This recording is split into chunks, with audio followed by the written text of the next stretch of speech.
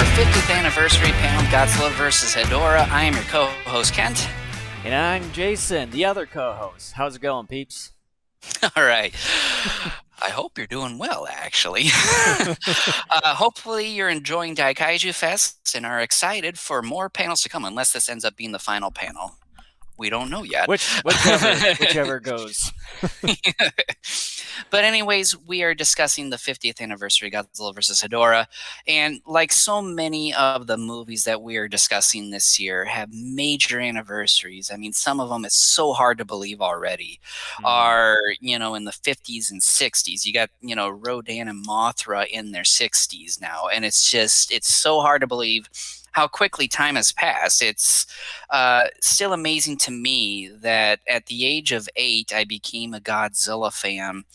And let's see, that was 92. Yep. It's almost 29 years as of this recording. And it's just incredible. That's been nearly 3 decades for both of us being Godzilla fans. And so much has just taken place.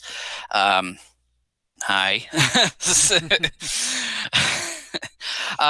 But this particular film, Godzilla vs. Hedorah, again, kind of like with all of our other panels, we're not going to give you too much in terms of background detail, in terms of production and things like that, because there are other podcasts, there are other resources out there. Commentaries. Yeah, and there are just other resources out there you can go seek out and actually get that sort of information. Some of that stuff, some of the information we may share given the context of our conversations here. But otherwise, what we're doing, just like with all these other panels that are celebrating major milestone anniversaries, we're just going to discuss them. We're going to discuss kind of what we've found in terms of our experience in interacting with the fan base as a whole, but then also our own personal experiences and sort of what we think the movie in question that we're discussing has just kind of given to the whole Godzilla or Gamera saga as a whole. So this is going to be no different. Yeah. So because one of the things that we were discussing about, and before finalizing everything for Daikaiju Fest, like everything we come to find out, like a lot of the movies in the Godzilla and the Gamera universe are celebrating major milestones, so we kind of decided to go that route. But when it comes to these movies, we kind of talked a little bit further on how we approach talking about these films as milestones. And just like what Kit explained earlier, I mean, there's a bunch of other resources out there that dive well into these films and stuff, and we think that just like what he said, just with our experiences and what we've seen and some of the other things, to just kind of celebrate these films. So all right. So we first saw this film going back, what was it, 96, I believe it was. 96 or 97. We rented this film, and we're not going to give you our life story, but this is just to give some context as far as where we're coming from. We rented it from an old movie rental store. Yes, they did have those back in the day. But this was not Blockbuster. It was Movies. Yeah, I think it had 3 O's in it. And it had like a 2, cow, I believe. Yeah. 2 or 3. But the and cow it was had a like mascot. Yeah. And that was our first time seeing this. I think you're right. 97 was the first year we saw this. And that was our first exposure to this film. And the first time we saw it, when you get to the end where Godzilla flies, our parents just happened to be watching it with us at that moment. And they started laughing. And I tried not to laugh because I'm a Godzilla fan. I'm 5 years into my being a fan, and I'm going to take this seriously. But I couldn't help but to laugh because my parents were just laughing their head off. And so I ended up laughing anyways. But this is a film that seems to be very famous, or maybe depending upon your age group, maybe infamous.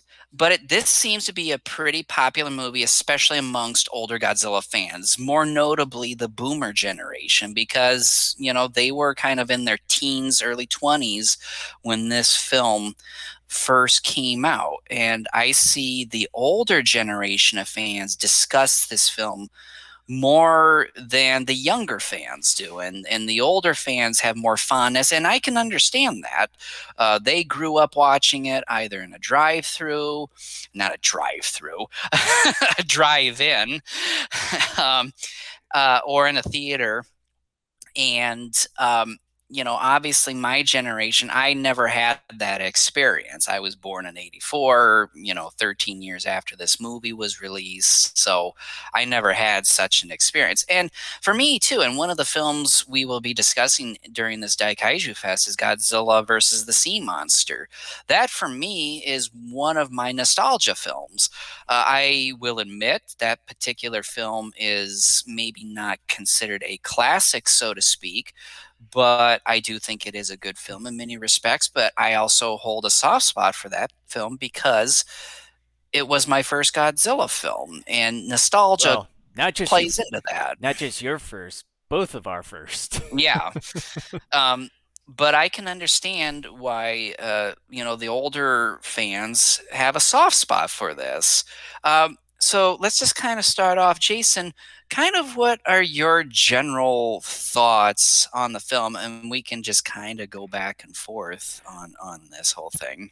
My general thoughts on the film is that it's, I would say, one of the more unique, if not probably one of the most unique Godzilla films in the whole franchise, particularly when it comes to just the message that's trying to, you know, bring across, as well as some of the unique type of choices that they The put in, cutscenes. yeah, cutscenes and music choices that they put into the film, along with the cartoon, like some of the cartoons that they put in there. And yeah, it's one of the really unique films, in my opinion, in the entire franchise.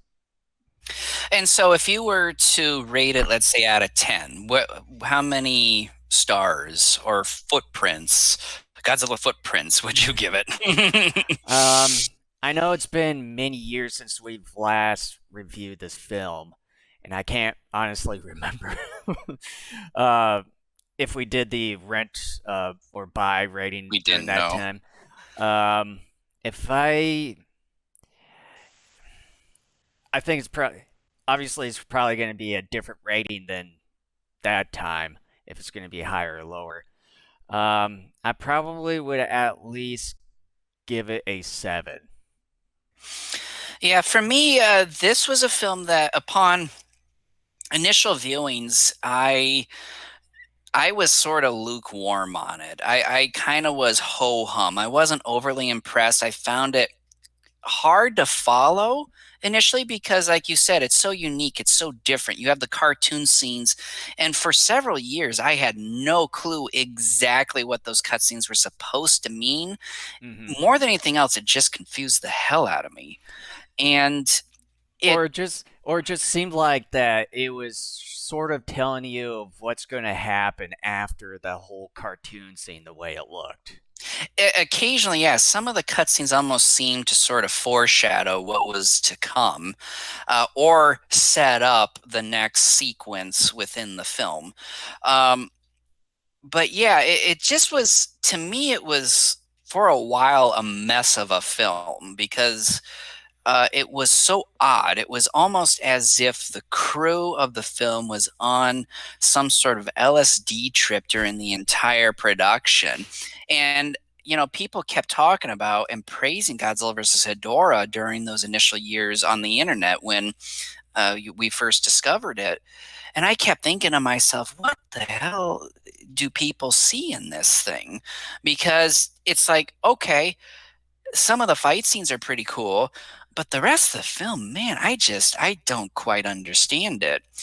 Hmm. And this is one of those films where the more I watched it over the years, and then of course as I got older and I became more sophisticated and able to understand um, movie storytelling and all that stuff better, I began to see why certain choices were made. And I began to understand the film more as a whole because I was older and I just was watching it more over the span of odd number of years. And so my general consensus at this very moment in my life is that it's a decent film. I do like the overall message. I am an environmentalist at heart. I love trying to take care of the earth. I'm doing stuff within my yard to try to not use uh, pesticides and herbicides and synthetic fertilizers. I'm trying to do things more naturally and what have you to try to do my part to try to save the bees.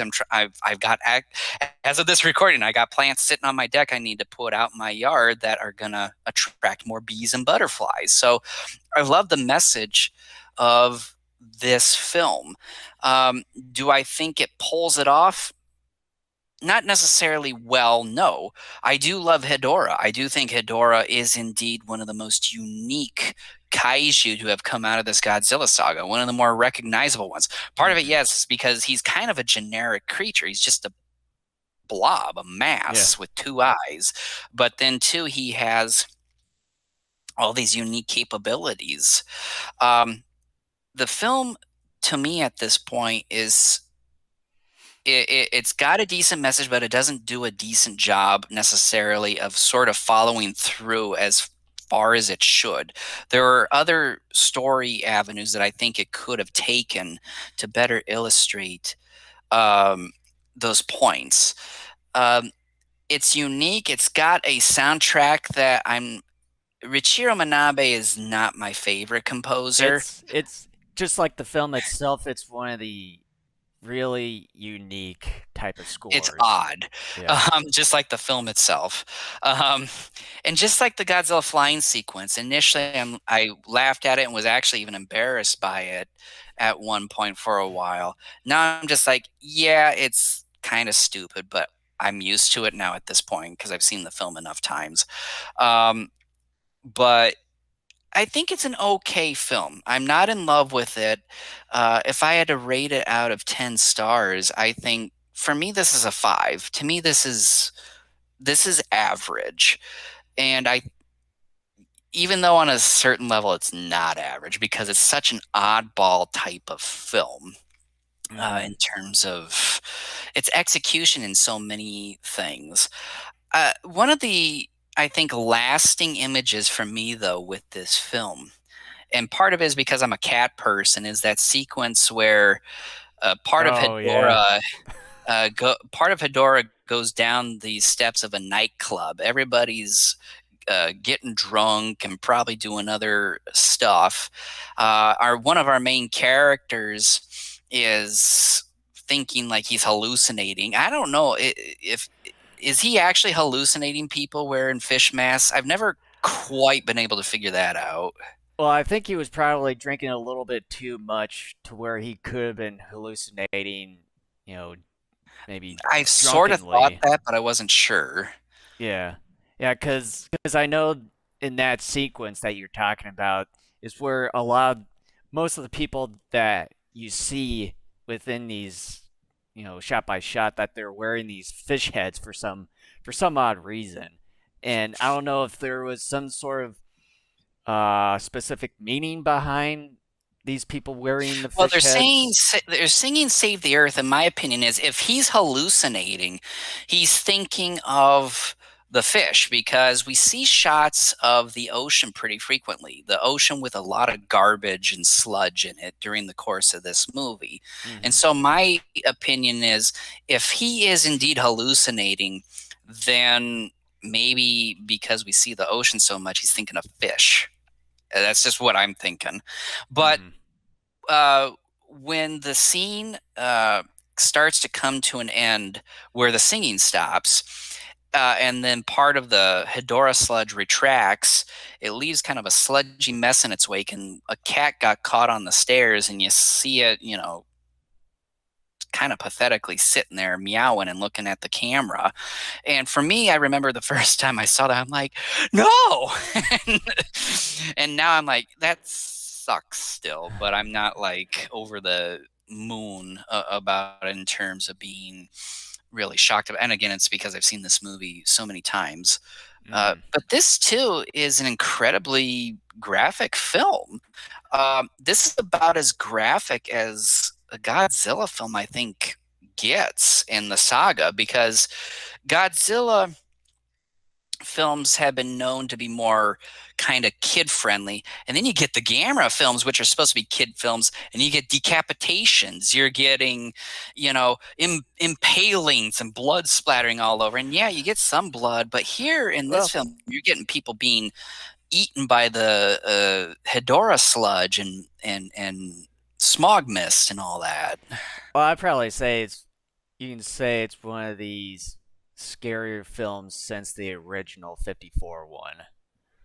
Yeah, it's a more graphic film, and I'm not saying I'm against that. I'm just saying it stands out like that because most of the other Godzilla films are pretty tame. I mean, I don't think you get much of an intense Godzilla film again until Mm-hmm. maybe the end battle of Godzilla versus Mechagodzilla, where Godzilla, spurting out blood in a couple of quick scenes there at the end.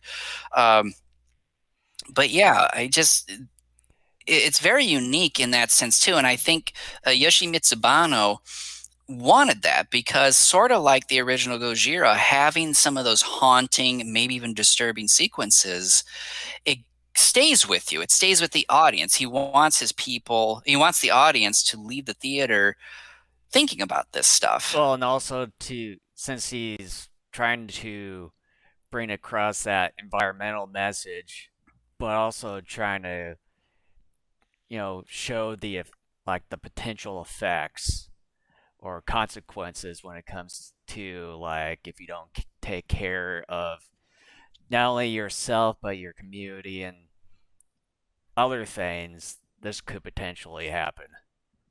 And the context of this movie is made at a time, obviously, in which Japan is having incredible issues with pollution, air pollution, pollution in the oceans. In fact, the movie that was produced before this, Godzilla's Revenge or All Monsters Attack, you see in the very beginning, after the credits start up or after they have wrapped up, you see various pictures of Tokyo, and you're seeing these smog heavy skies and these cars that are shooting out gobs of exhaust from their tailpipes.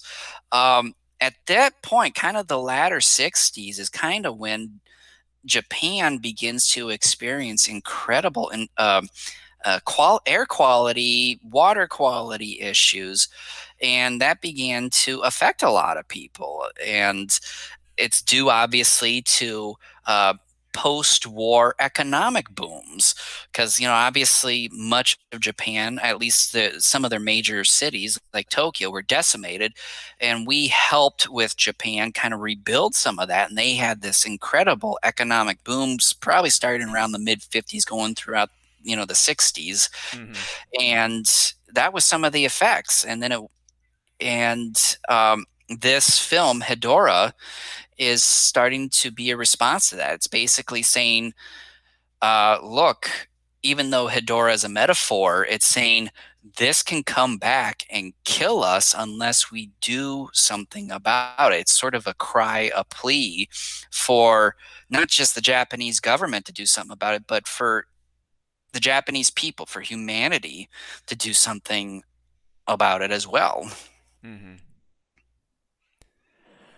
But yeah, and also just uh, what was I trying to think?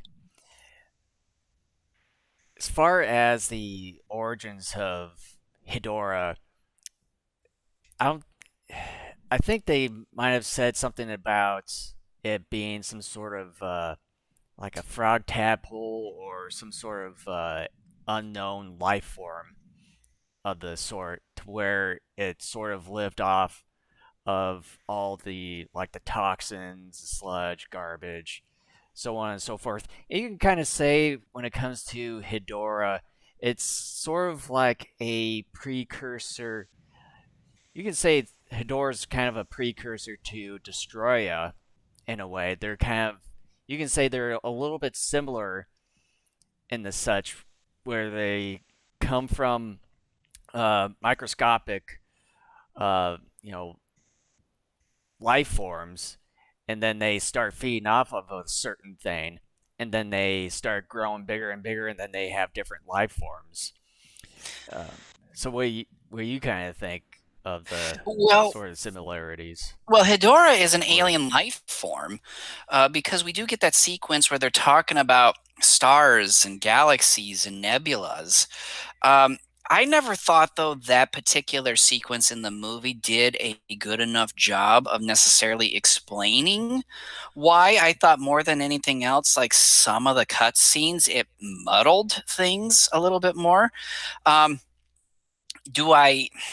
I'm of two minds about explaining the origins of Hedorah. On the one hand, I'm all for that because then you get it kind of makes it, in my opinion, a bit interesting to just kind of get an idea of how this creature came about.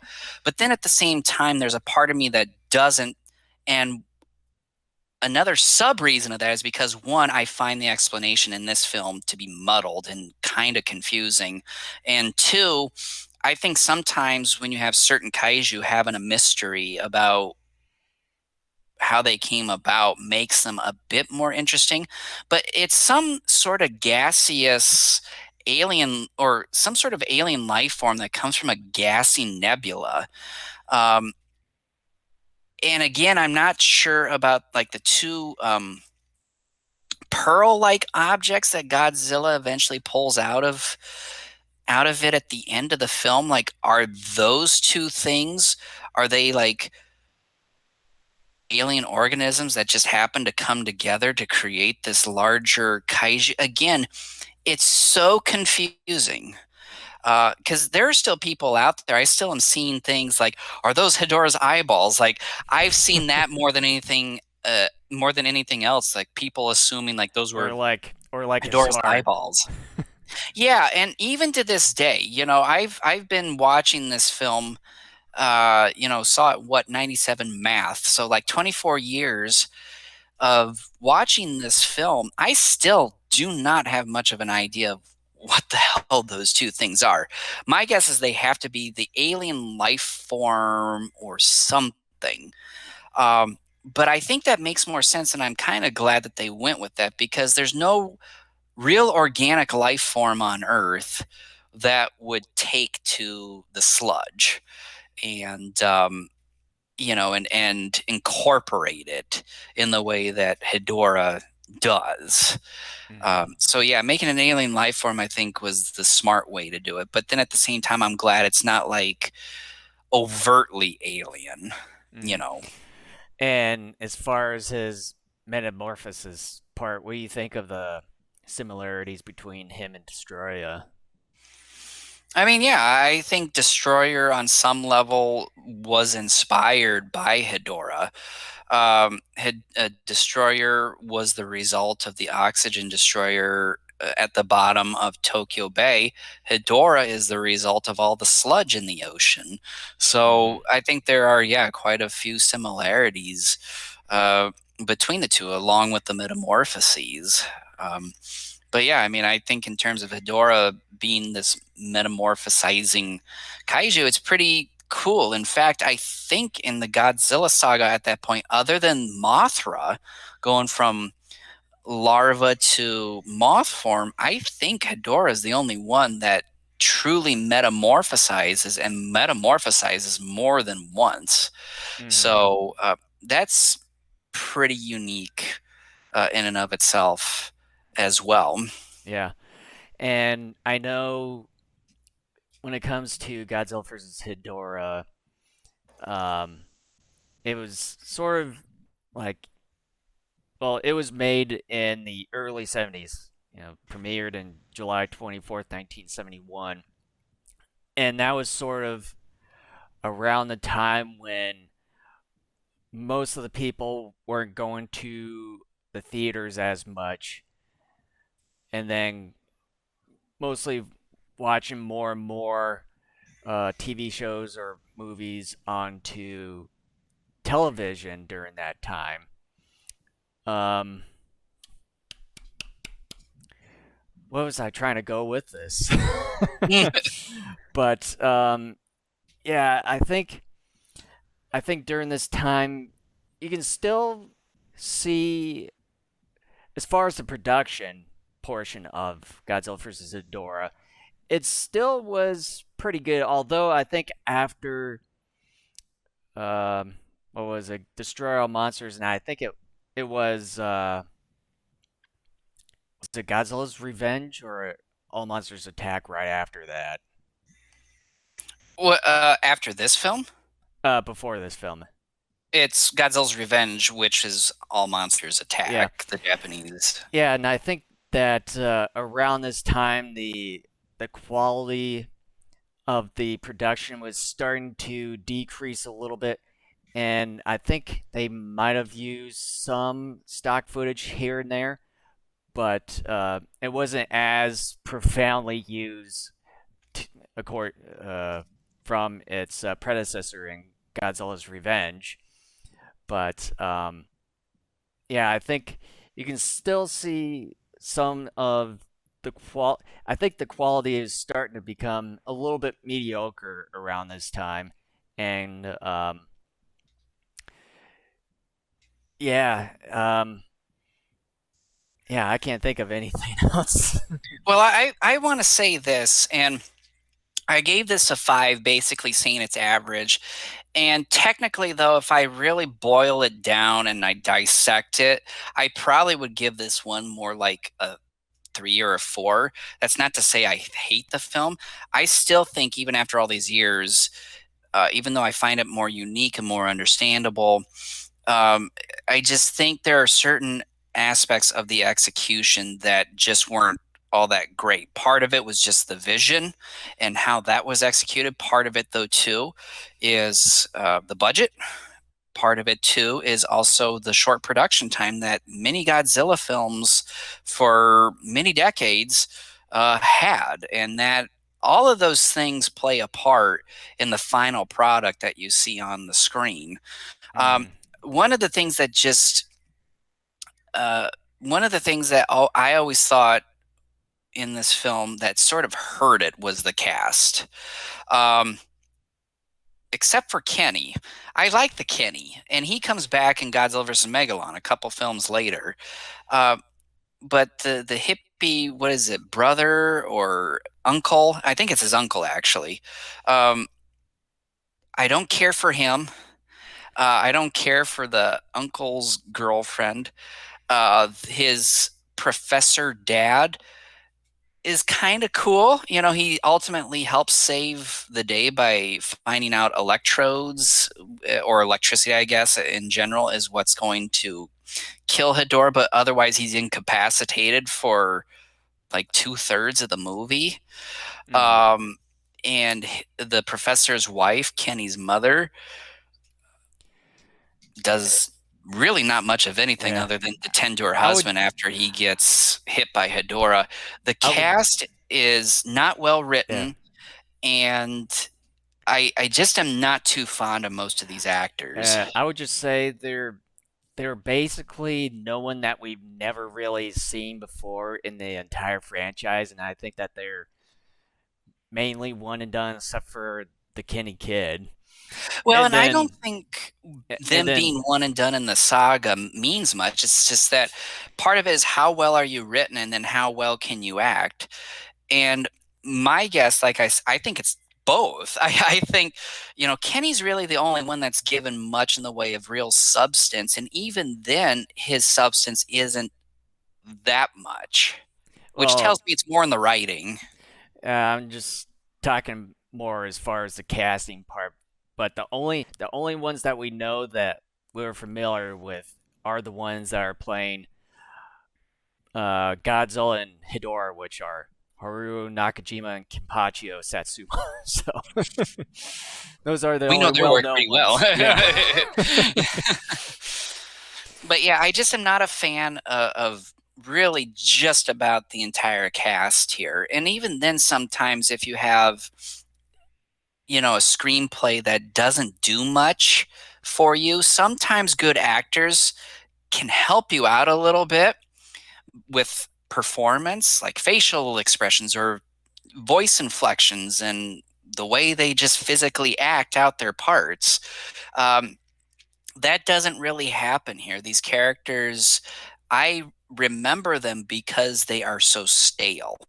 Hmm. And I don't think these are the worst human characters we've seen in the Godzilla franchise, but they're down there for me in my opinion. Guys are like top five material in terms of just being memorable for all the wrong reasons. Yeah, earlier when you were asking me if for my rating, I mentioned at least a 7. I would say my real one would probably be at most a 5 or a 4 for this Yeah, movie.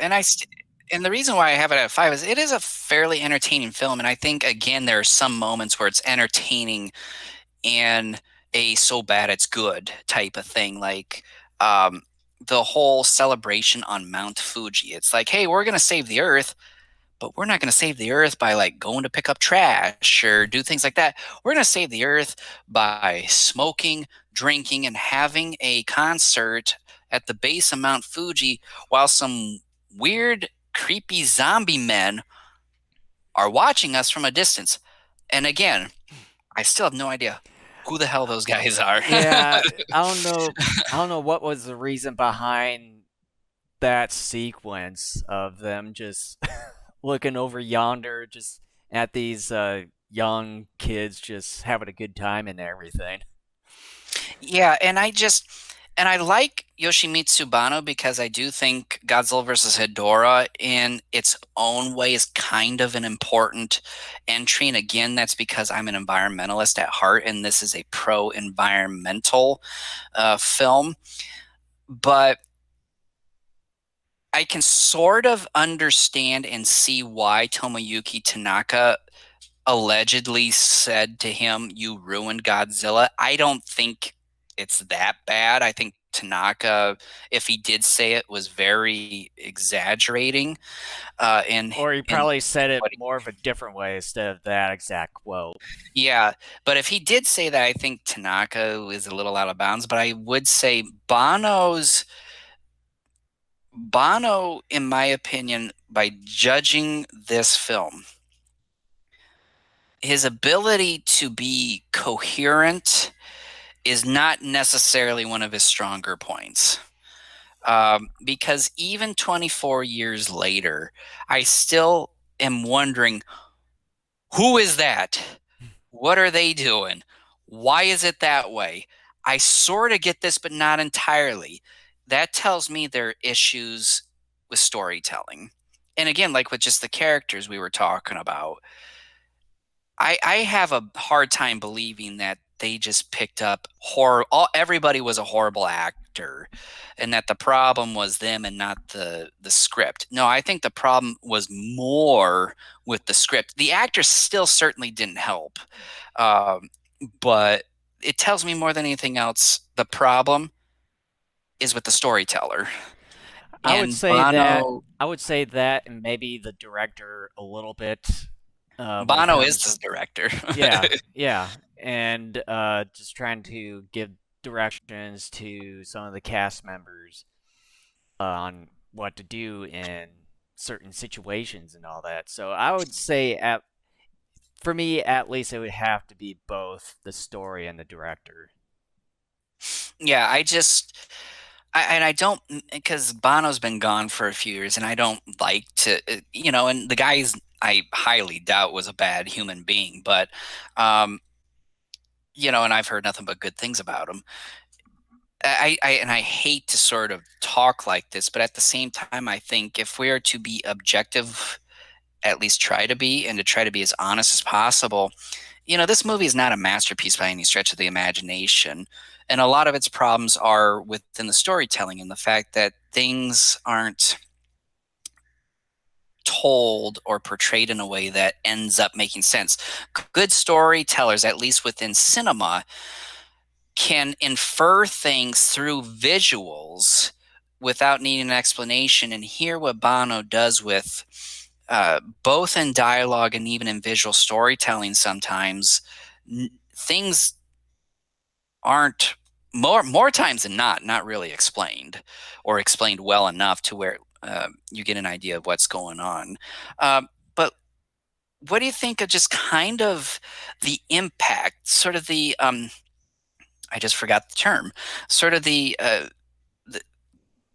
for lack of a better term, we'll just go back to impact. The impact this particular film has had, um, and I know this is a loaded question, uh, on the Godzilla saga, but maybe even within the fan base, at least maybe more specifically here in the West.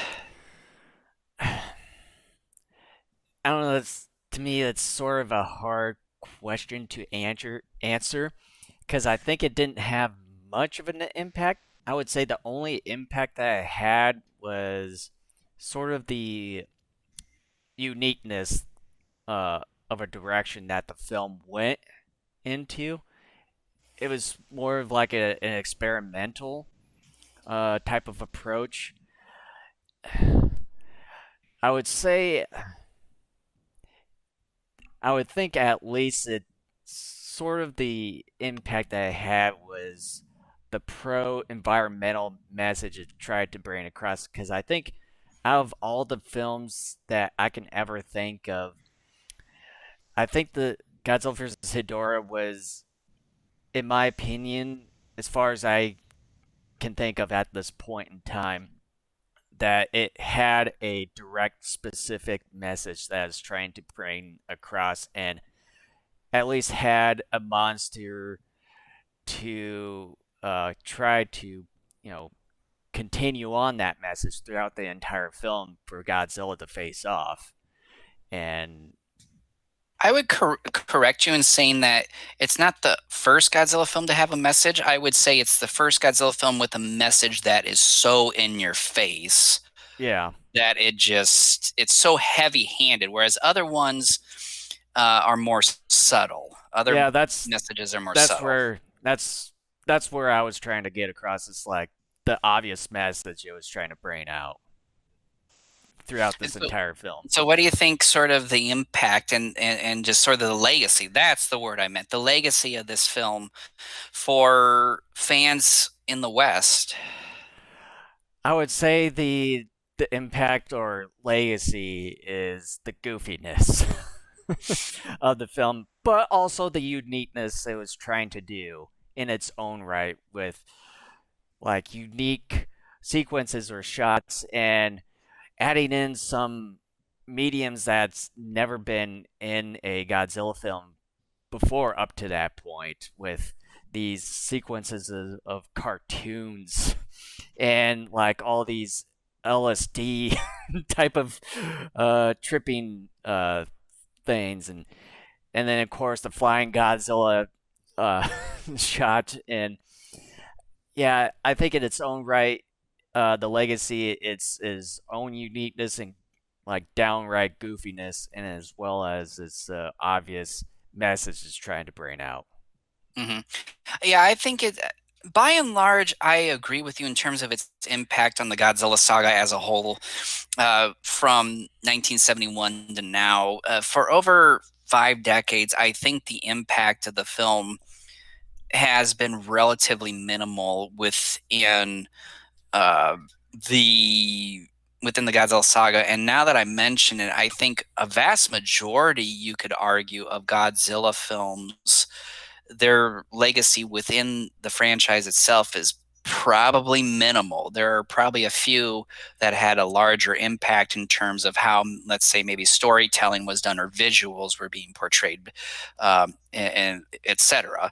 Um, but at the same time, I will say that I think there is one thing that has endured, um, was produced and released, and that is the pro-environmental message. We have seen since Hedorah, and I think we see it more in the Heisei era, and I think we even see it a little bit in the Millennium series, are environmental messages.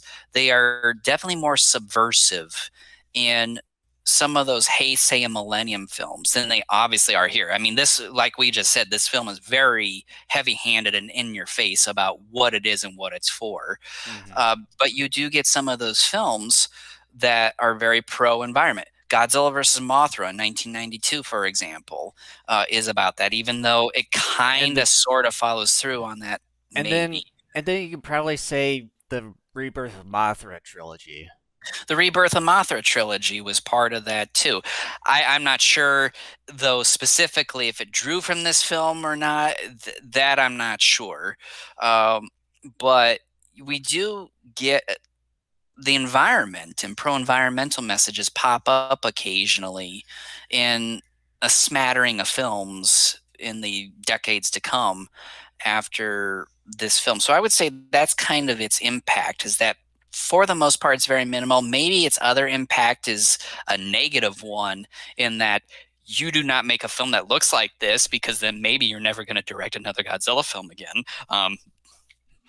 As I'm not as sure, but as I as I mentioned just a few minutes ago, that's an experimental film, which it was right, trying yeah. to do a lot of stuff. So yeah, I would say it's a good example of some of the things of not to try to do. Yeah. Well, and the funny thing is, when you take a look at the entire Godzilla franchise, at least from the Showa through the end of the Heisei, the films in which they've had directors kind of go off and do their own thing, you have, off the top of my head, I know for sure, this one, Biolante, and Space Godzilla. When you have the directors, when you just kind of let them do what they want, the films don't seem to be quite as well received. And as a result, they end up, subsequent films end up getting more studio interference and say, no, we're going to be more formulaic in terms of how we do, succeeding films in their storytelling. As far as, oh, you were going to say something? But I was going to say, when it comes to those type of films, particularly Biolane, I would say over the years that they start to become more popular in a Oh, way, yeah. more of a cult classic. Well, in 2012, the Japanese people voted Biollante as the best Mecha, I mean, not Mecha Godzilla, the best Godzilla movie. Well, and A then Freudian not slip. not just any Godzilla films, any films out there that haven't really been well received when it first came out, but then many years later they become cult classics like Purple Rain. Uh, it wasn't much of a like well received film in its own right, but then over the years it became a cult classic, and then especially when Prince passed away 5 years ago. Hard to believe that's it's been that long ago. And a lot of the movie theaters around here that they were showing it, and they're like all the theaters were packed just to watch the Purple Rain movie. Yeah. I think, though, its legacy here for fans in the West is pretty positive. I think, again, especially with the boomer generation, they have very fond memories of seeing this film. And I think many of them will come out and admit that this is a very wacky type of Godzilla film. And some will come out and say it's the strangest of all the Godzilla films. And I, by and large, would agree with that. I would say it Mm-hmm. is, if not one of the more strange entries, it is the strangest in the entire franchise, because of just how its story is told. Mm-hmm. Uh, but for me, though, too, I mean, despite my rating that I gave this film, this is a film that I heard about pretty early in my being a Godzilla fan. I mean, I had that Ian Thorne book I would check out from my school's library. I learned Oh about yeah. it there. I think, too, even before I became a Godzilla fan, I had heard of Godzilla versus King Kong, or King Kong versus Godzilla. I knew that those two at some point had fought.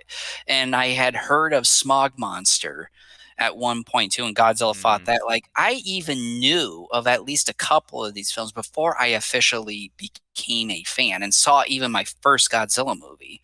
So, um, Smog Monster definitely has this carry with it, at least with a lot of fans within the United States, because of the boomers.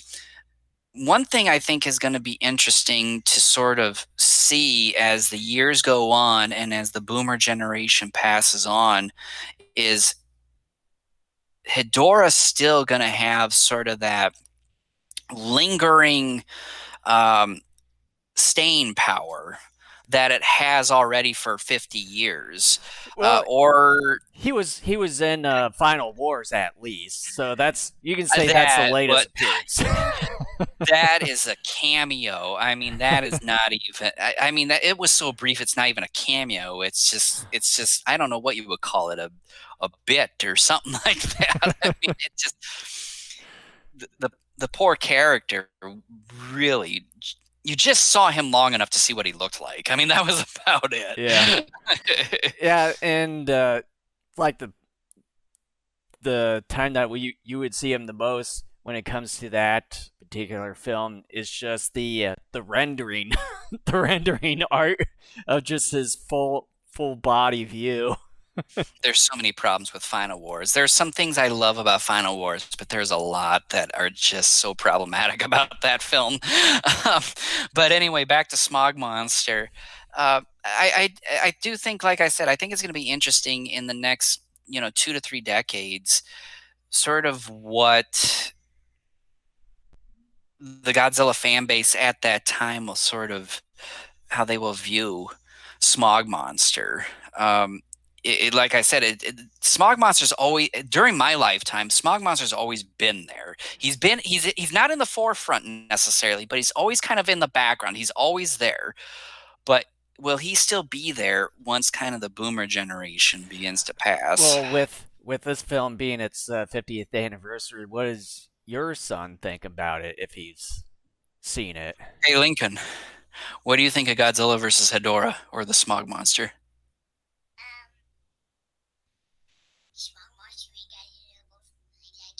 You like it? Well, I'm talking about the movie though. Do you like the movie or not? You do like it?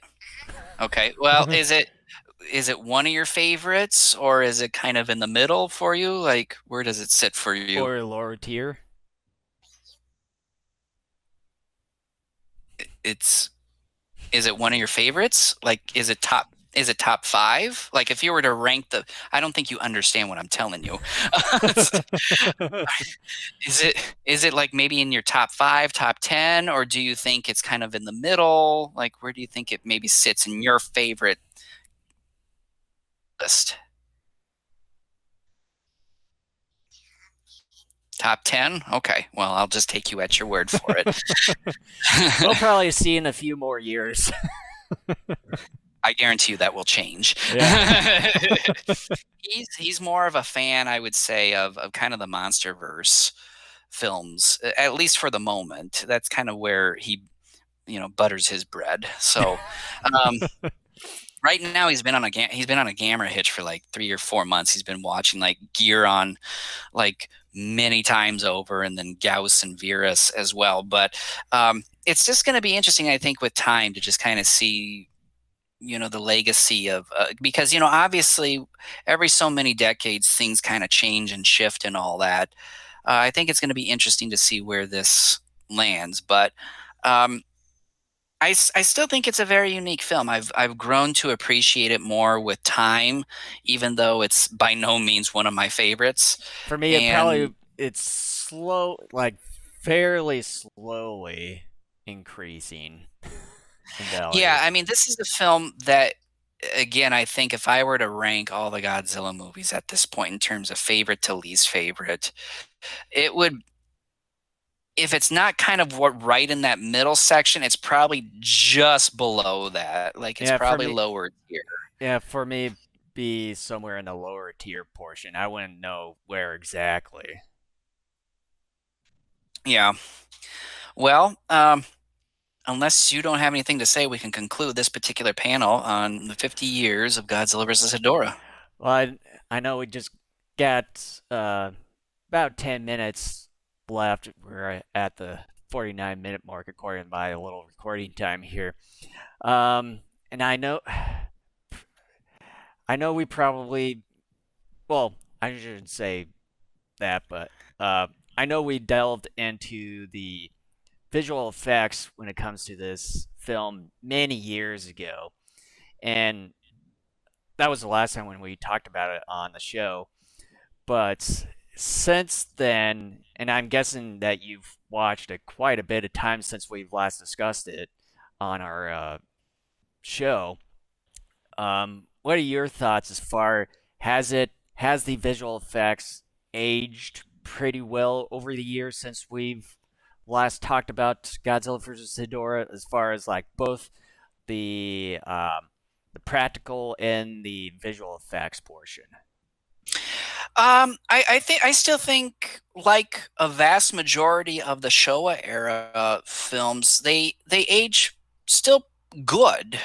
There are some films in there I would say no, and I would say that there are some films where the visual effects or the practical effects were never good to begin with, even Mm-hmm. if it was a particular year that that movie came out. I'm looking at you, Deidre. But I and I think it's kind of hard to for someone like me to answer that, because one thing is I'm a huge fan of this franchise. I watch these films frequently, and especially have been doing so for 10 or so years when I had a resurgence in my own personal fandom. Um, and being a fan, it's sort of you develop certain biases. You view things differently than someone who is an outsider, like my wife, who isn't really a fan of these, has only seen like one or two of these films ever, and doesn't have that history. There's some people, obviously, like, just to say it because I know this off the top of my head, this individual doesn't care much for this type of thing, but Ray Harryhausen. Harryhausen never liked the man in suit type of effects. He always thought it looked silly. So for someone like him, he would say, no, this stuff doesn't age well. It's not good. For someone like me, though, to try to be as objective as possible, and that's virtually impossible. Um, like I said, like many of the Showa era Godzilla films, it's good. It does its purpose. At the same time, too, it was a victim, like any films, to the kind of budget it had and the kind of production time it had, too. Mm-hmm. You look at a film like Godzilla versus Megalon, it's not going to look necessarily as great because that whole film from beginning to end was done inside of a month. But Mm-hmm. even then, and I talked about this on a previous podcast like a year or two ago, it's still really a ridiculous miracle on how actually pretty decent that film looked, given the fact it was produced in 28 days. Mm-hmm. Um, but you look at a film like Megalon, part of it was budget and also definitely production time. So all those come into play as far as the final product. It's not so much the technology, even though, yes, that does change over time, Mm-hmm. but it's still fun. I do love the man in suit. I love stop motion as well. Um, really, if you look at my DVD and Blu-ray collections, a large chunk of my collection are classic horror and sci-fi films. I love classic horror and sci-fi movies. There's a charm about that era of cinema, both in Japan and in the United States, that I'm really attracted to and that I find to be very entertaining. You won't see hardly any modern horror films in my collection. You'll see some sci-fi films, of course, and if you include the superhero films as sci-fi, then you definitely will see quite a few of that stuff. But I there's just a charm to this older type of film that I like. And for me, I can understand with some films, yeah, it looks hokey. It maybe did for the time. And yeah, it definitely, in today's sort of view, I guess, for lack of a better term, looks definitely hokey or fake. But a lot of times it's like, sometimes you just don't need it. Sometimes you're just trying to create a fun, entertaining film. Mm-hmm. And even though Bono not only was trying on some level to do that, he had a serious message to do. And I think even then, with the effects that he used to try to create these horrific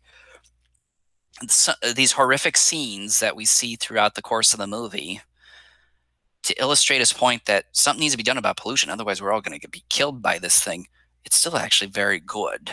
It still illustrates the horror and the grotesqueness, I think, pretty well, even 5 decades later. Mm-hmm. So I would say they're good. They aren't great, but I'm going to say they're pretty good. Mm-hmm. Yeah, yeah, and when it comes to the effects and stuff, when you were mentioning about Ray Harryhausen and how he viewed the whole man in suit thing, I mean, when it comes to the budget and everything, I, in my view, in just the way that Toho went about it, I think that they originally thought about it, but I think it was just more time consuming and a, just you have to commit a lot of the budget the way that Harryhausen has always done with stop motion. And when it comes to the man in suit approach, yeah, it can be a little bit hokey, but it's also cost effective in that route. And also, I think it makes things a little bit more believable in that sort of sense when it comes to like all these monster battles and just to kind of bring these characters to life more so than you could with stop motion, in my opinion. But I mean, yeah, over the years when it comes to stop motion, not a whole lot of companies do it anymore, except for was it Leica Studios, and Leica's more specialized in the whole stop motion thing. Ones that have done the Coraline and And like some do it with Kubo and but all with that. computers though. That too, yeah. It just sort of kind of give like the little techniques and or the presentation of how they do it. But yeah, like Leica is one of the most specialized ones nowadays that does stop motion, and I think that portion has really improved over the years from what I've seen when I've watched some of their stop motion movies. But as far as the man in suit thing, you don't really see that a whole lot anymore. But the the Ultra series, they continue to do that still to this day. And and then of course you'll Oh, see I got some it of here with these me. see some of these low budget studios or something that they'll do that. And even was it James Rolfe over at Cinemassacre when he did his movie, and he'd have one of the scenes where he had like some man in suit thing destroying the MGM resort in Vegas and We have stuff. But Shinpei Hayashiya, who's made the yeah. Raigo and Raiga films. Hmm. I just got a film recently from SRS Cinema a week ago today, as of this recording, called Monster Seafood Wars. That's a satirical kaiju type of film. By the way, if you haven't seen that, and I'm not just talking to you, Jason, I'm talking to everybody out there, I would actually suggest checking it out. It's actually it's actually pretty good. Um, but yeah, I mean, it is a form of I don't necessarily want to say special effect, but I guess in a way it kind of is because you're trying to portray something unique. Yeah, it's a form of special effect that is nearly extinct. I mean, I don't think it'll ever go totally extinct as long as at least Oh one no. person is out there, keeping it alive through their own Or movie productions, and it's never truly gone. But yeah, to me, just as long as the Ultraman franchise still keeps on doing it the way that they're still doing it right now, I think it's not going to go away anytime well, soon. and then I want to say too, Billy DeBose, his fan film Godzilla Battle Royale, all Sudomation as well. We were able to see a little bit of the production of that. I think the first couple G Fests Yep. we went to. So yeah, I mean, you still have people out there doing it, but um, yeah, I mean, I have nothing else to say about Godzilla versus Hedorah other than the fact it is Yeah. a very unique film. At Mm-hmm. least here in the United States, it holds kind of a unique place in the hearts of mainly older fans. And it's a film that's definitely kind of always hovered around the Godzilla saga. As a Western fan, for me, anyways, it's always been a film that's kind of been there, but you Mm-hmm. know, it's it's a decent film. Yep. Yeah, it's for me it's an average to, to below average type of film for me. But anywho, that's all I've got. We're at the hour mark uh, as of I right didn't think now. we were going So to be spending an hour, but anyways, same here. thank you. Thank you so much for watching this panel. We hope you have enjoyed it, and we hope you continue to enjoy the rest of Daikaiju Fest 2021. All right, we'll see you guys in a few minutes or so, or whatever.